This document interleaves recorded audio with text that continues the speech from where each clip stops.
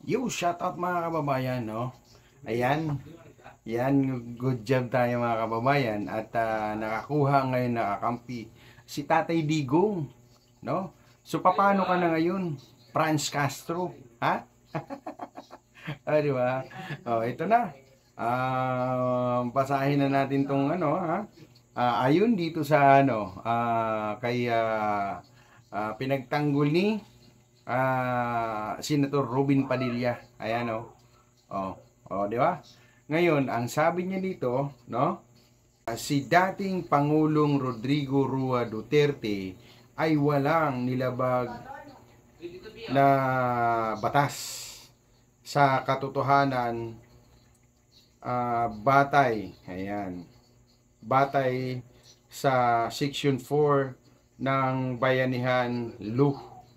Oh, number 1, RE 11469,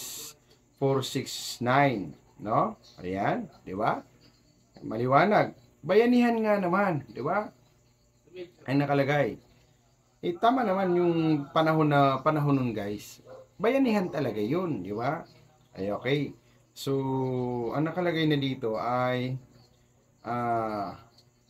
napagbuklod-buklod sa mga pagbili ng personal protective equipment, PPEs, mula sa procurement law. Ayan, di ba? Maliwanag, mula sa procurement law. Ibig sabihin, ito ay hindi lang siya ang ano dito, no? Ang tawag doon, yung hindi lang siya ang mismo ang judge dito. Marami. Okay? So, tuloy natin. No. Ang batas ay ipinapahayag sa bisa ng isang pambatasan ng batas. Pambatasan ng batas ng Kongreso. Di ba? Merong ano aprobado ng Kongreso at saka Senado. Di ba? Hindi lang sa kanya. Oh, see? Hindi lang sa kanya. Okay. Eto pa. Sabi dito. No, na nagbibigay ng mga special na kapangyarihan pang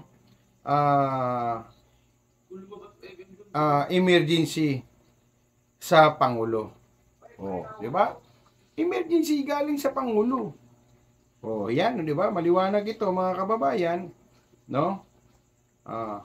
Katulad ng ibang mga bansa, tunay na sumuko ng salapi ang lahat ng gobyerno. O, di ba? Lahat ng gobyerno, tama naman nangungutang talaga para lang makabili ng mga kagamitan sa nung panahon ng pandemya. O, di ba? Maliwanag. Okay. Karamihan ay katulad natin na nangutang para mapagtagumpayan ang pandemya ng COVID. O, di ba? O.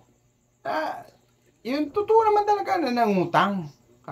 Nangutang ang bansa para may pambili ng mga protective equipment, no? Okay. Diretso tayo. Yan. Kailangan ba talaga batuhan ng putik sa oras ng inang bayan ay nasa binggit ng tahaking kapalaran, di ba? Tahaking kapalaran, mga kababayan, no? So, maliwanag po na hindi lang siya ang mismo ang nagano nito, nag-aproba, kundi lahat kung i-recall nga natin nung araw mga kababayan, nung panahon ni Tatay Digong, nung inimbisigahan ito mga kababayan ni Gordon, anong sabi niya?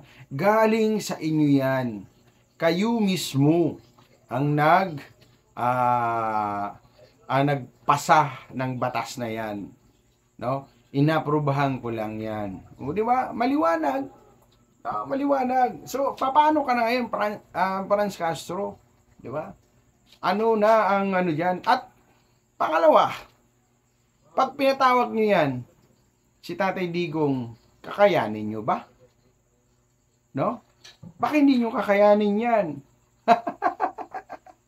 O, di ba? Yun lang ang naging ano natin dyan, kung kakayanin nyo. Dahil pilit nyong bubusalan talaga ang mga Duterte, no? Kaya yun ang kung ano-ano lang ang ipinapasok nyo, no? Hindi po bulag ang katotohanan, di ba? Yan po, base na dito sa ito, pahayag ni ni Senator Robin Hood Padilla, di ba? Mabuhay ka, no? Senator Robin Padilla, no? So yun mga kababayan, ayan talagang mabuhay po ang mga DDS at maisog dahil unti-unti na naman kahit anong paninira ng tawag nito yung mga kritiko na talagang gustong bubusalan, hindi nila hindi pa rin nila matumbasan yung trust rating, no? Ayun, mga kababayan, maliwanag tayo na ganun pa man ang ginawa ng mga bangag. So tuloy-tuloy pa rin yung bulusok, di ba? I-adlib na natin mga kababayan. Ano nangyari sa Davao? No? Ayuda scam? Nakakatawa naman, Nakakatawa kayo. Ayuda scam daw. So yun, hanggang dito na lamang po mga kababayan. Peace bomb, mga kadidis.